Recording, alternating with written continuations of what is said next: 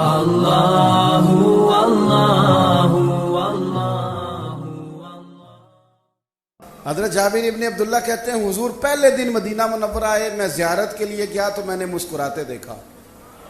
10 سال میں دیدار کرتا رہا اور وصال سے چند دن پہلے بھی میں نے زیارت کی تو مدینے والے محبوب کو مسکراتے ہوئے دیکھا ہے۔ یہ جو آپ کا لب و لہجہ ہے نا، اخلاق والا، حسن والا، مسکرانے والا، یہ لب و لہجہ نا ذرا لمبا چلتا ہے، یہ روٹین ہے، یہ روز چلے گا۔ یہ سکہ وہ ہے جو رائج الوقت رہتا ہے، یہ کبھی بھی ختم ہونے والا یہ خزانہ ہے۔ تو یہ جو آپ کا تلخ لب و لہجہ ہے یہ روٹین نہیں۔ عارف رومی رحمۃ اللہ علیہ فرماتے ہیں کہ مثال دینے کے لیے بات سمجھاتے ہیں، فرماتے ہیں ایک شخص جنگل میں لکڑیاں کاٹنے جایا کرتا تھا تو شیر سے دوستی ہو گئی، یعنی ڈائریکٹ بادشاہ سے دوستی ہو گئی، اور بادشاہ بھی وہ جو جنگل کا بادشاہ ہے، جنگل کے بادشاہ سے دوستی ہو گئی۔ اب وہ لکڑہارا غریب آدمی تھا، لکڑیاں تو کاٹنی ہوتی تھی، تو وہ جنگل کا بادشاہ اعلان کر دیتا جانوروں کو کہ میرا دوست آیا، ایک تو کوئی تنگ نہ کرے، اور دوسرا یہ کہ سب لوگ مل کے اس کے ساتھ تعاون کریں۔ کبھی کوئی جانور لکڑیاں اکٹھی کراتا، کبھی کوئی اپنی پشت پہ گدھا، بیل، گھوڑا، خچر رکھ کے وہ لکڑیاں باہر چھوڑنے آتا۔ تو اب اس کی بڑی دھوم مچ گئی جنگل کے اندر، لکڑہارا مزدور تھا، وہ بادشاہ سے دوستی کر کے بادشاہ ہی بن گیا۔ وہ گھر آ کے نا بیوی کو اکثر بتاتا کہ میرا ایک دوست ہے، میں جاتا ہوں تو ساری پہلے ہی مخلوق کھڑی ہوتی ہے میرے استقبال کے لیے۔ دوستی جو بڑے سے ہو گئی ہے، بنا ہے شاہ کا مصاحب تو پھر ہے اتراتا، وگرنہ شہر میں غالب کی آبرو کیا ہے۔ ہم نے تو پوچھتا ہی کوئی نہیں، یہ تو بنا ہے شاہ کا مصاحب تو پھر ہے اتراتا، وگرنہ شہر میں غالب کی آبرو کیا ہے۔ تو وہ لوگوں کو بتاتا، بیوی کو بھی بتاتا دوست ہے، تو بیوی کہنے لگی اتنی تو تعریفیں کرتا، یہ نہیں بتایا کہ وہ جنگل کا شیر ہے، بس نیرا دوست بتا دیا۔ بیوی کہنے لگ گئی کہ تو اتنا جو اس کا ذکر کرتا ہے تو کسی دن بلا نا، بلا کسی دن تاکہ اس کی دعوت کریں۔ اب اس نے پھر نہ اس کو پردے میں رکھا، کیا کہتے ہیں آج کل سرپرائز دینا ہے، ان کا سرپرائز دینا ہے جی، پردے میں رکھا کہ وہ شیر ہے۔ تو وہ بلا لیا گھر، اب اس کے لیے کچا گوشت، ظاہر ہے شیر نے کچا گوشت سکھانا تھا۔ وہ کہنے لگی پکانا کس طرح کا ہے؟ وہ کہنے لگا جب وہ آئے گا پھر بتاؤں گا۔ اب وہ کچا گوشت 2-3 بکرے ذبح کر کے ڈال دیے، وہ آ گیا شیر۔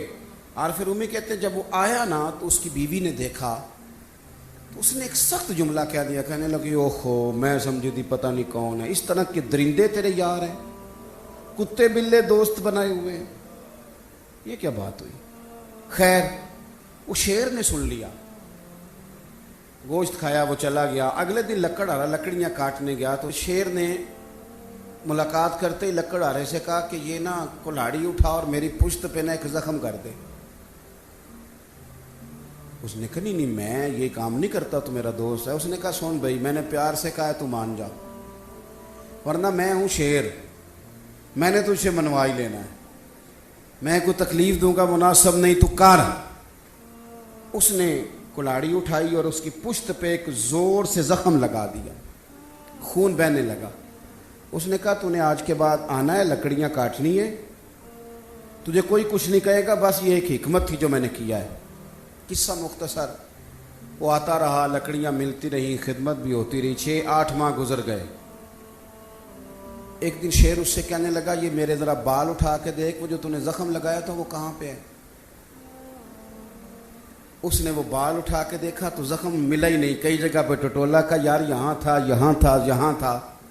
شیر نے پھر کیا کمال ہی جملہ کہا، اس نے کہا کہ وہ جو کلاڑی کا زخم تو نے لگایا تھا نا وہ مکمل ہو گیا، لیکن تیری بیوی کا جو لہجہ تھا اور اس کی جو تلخی تھی وہ آج تک میرے ذہن میں موجود ہے، وہ ابھی بھی مجھے تکلیف دیتی ہے۔ بات سوچتا ہوں مجھے اس نے درندہ کہا، اس نے میرے بارے میں اتنے کچے اور کمزور اور سخت جملے کہے، تو وہ بات مجھے بھولتی، وہ آج بھی میرے ذہن میں اسی طرح گونجتی ہے۔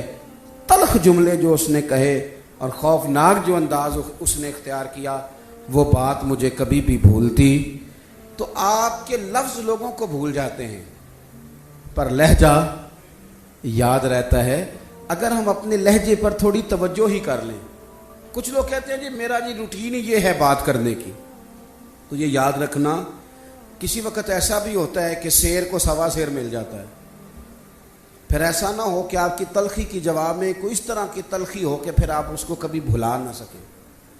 ہمارے ہاں نا یہ دور تیزیاں دکھانے کا دور ہے، کچھ لوگ ضرورت سے زیادہ تیزی دکھانے کی کوشش کرتے ہیں، ان بیچاروں کا کبھی کبھی اتنا سخت نقصان ہوتا ہے کہ ان کو ان سے بھی کئی گنا تیز بندہ مل جاتا ہے، وہ کسی ایسی جگہ جا کے بیچارے الجھ جاتے ہیں جہاں سے واپسی کا راستہ نظر نہیں آتا۔ حضرت ہانی رضی اللہ تعالیٰ عنہ اپنی قوم کے ایک وفد کے ساتھ نبی پاک صلی اللہ علیہ وسلم کی بارگاہ میں حاضر ہوئے۔ نبی پاک علیہ السلام نے ان کی ساری باتیں سنی، تو ان میں سے ایک شخص نے عرض کی یا رسول اللہ صلی اللہ علیہ وسلم میں نا زیادہ باتیں نہیں یاد رکھ سکتا، حضور میں شاید کمزور حافظے والا ہوں، زیادہ باتیں نہیں میں یاد رکھ سکتا، حضور مجھے کوئی ایک ایسی بات آپ ارشاد فرما دیں کہ میں عمل کروں تو پھر جنت میرا مقدر بن جائے، میں چاہتا ہوں کہ مجھے کچھ ایسا مل جائے کہ میں اسی پر عمل، وہ کہا تھا نا درویش نے کہ علم و بس کری ہو یار کیونکہ ایک کوئی حرف تینوں درکار، تو مجھے کوئی ایسی چیز مل جائے کہ وہ پھر جنت میرا مقدر بنے۔ تو حضور نے فرمایا 3 کام کرنا، ایک تو گفتگو جب بھی کرنا اچھی کرنا، تمہارا لب و لہجہ تمہاری گفتگو میں کبھی کوئی کمزوری نہ آئے، گفتگو اچھی کرنا، اچھی گفتگو، اور دوسرا حضور نے فرمایا سلام کو عام کرنا، اور تیسرا فرمایا لوگوں کو کھانا کھلانے میں رغبت پیدا کرنا، یہ کام کر پھر اللہ تبارک و تعالیٰ تیرے مقدر میں جنت کو شامل فرما دے گا۔ تو میرے عزیز آپ اس بات کو سمجھیں کہ ہمارے اخلاقی رویے، ہمارا کردار، ہمارا لب و لہجہ، ہم نا ڈنڈے کے زور پر حکومت قائم کرنا چاہتے ہیں۔ آپ کو پتہ ہے بہت سارے ملکوں میں دین گیا اور پھر اللہ تعالیٰ معاف کرے بعض جگہ پہ دینی اقدار کو، دینی لوگوں کو زوال بھی آیا۔ بر صغیر پاک و ہند میں دین آیا لیکن اللہ کے فضل سے زوال نہیں آیا اور کبھی آئے گا بھی نہیں، کبھی آئے گا بھی نہیں۔ وہ جو ہم پہ بڑا اعتراض کرتے ہیں نا ہمارے معاملات پہ اور بڑے بڑے فتوے دیتے ہیں، یہ بات وہ بھی کہتے ہیں کہ ان کے دلوں میں عشق رسول کی شمع بہت زیادہ فیروزہ ہے، یہ بیگانے بھی مانتے ہیں۔